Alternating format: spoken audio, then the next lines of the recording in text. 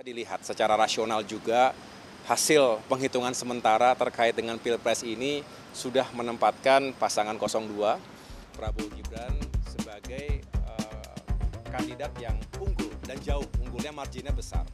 Jadi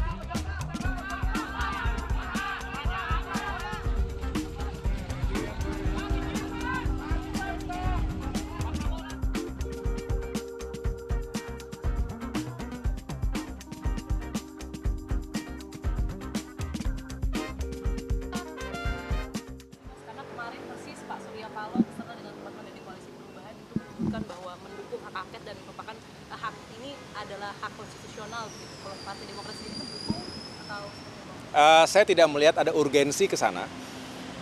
Bukan hanya karena Demokrat saat ini adalah bagian dari pemerintahan, tetapi juga saya melihat bahwa walaupun sekali kita menghormati, penghitungan masih berlangsung ya, bagaimanapun kita menunggu secara formal dan resmi oleh KPU, tetapi bisa dilihat secara rasional juga hasil penghitungan sementara terkait dengan Pilpres ini sudah menempatkan pasangan 02 Prabowo Gibran sebagai kandidat yang unggul dan jauh, unggulnya marginnya besar. Jadi saya tidak melihat ada sesuatu yang sangat aneh di situ karena memang jaraknya jauh.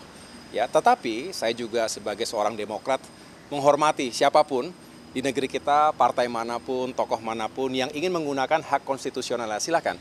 Tetapi kami dari Partai Demokrat secara tegas mengatakan kami tidak melihat ada kepentingan itu. Saya justru lebih tertarik pasca pemilu ini, setelah kita mengetahui tentu namanya pertempuran politik itu menyisakan orang yang kecewa, orang yang marah, orang yang belum bisa mencapai targetnya. Dan saat yang baik untuk kita mulai merajut kembali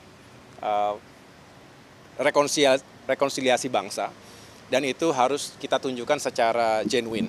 Mengapa? Karena kita ingin Indonesia tidak terlalu lama terjebak pasca pemilu ini dalam urusan-urusan yang juga tidak produktif bagi pembangunan bangsa. Kita berharap 8 bulan ini menjadi masa yang penting.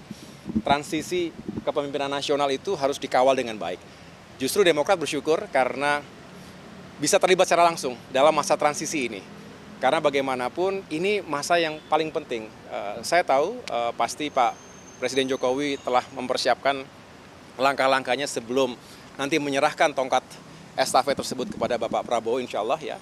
Dan sebaliknya Bapak Prabowo juga punya niat yang baik untuk menyiapkan dari sekarang apa saja yang harus segera bisa dilakukan. Ingat, janji kampanye itu untuk ditunaikan dan ada hal-hal yang bisa segera kita capai, ada quick wins yang harus kita juga tunjukkan kepada masyarakat, tapi juga ada yang sifatnya lebih jangka panjang. Ini juga perlu kita jelaskan karena tidak semua bisa terjadi dalam 1 bulan, 2 bulan, bahkan 1 tahun pertama. Tetapi dengan semangat yang kuat, saya rasa transisi ini bisa berjalan dengan baik dan pada akhirnya setelah Pak Jokowi, Pak Prabowo siap untuk melanjutkan itu semuanya.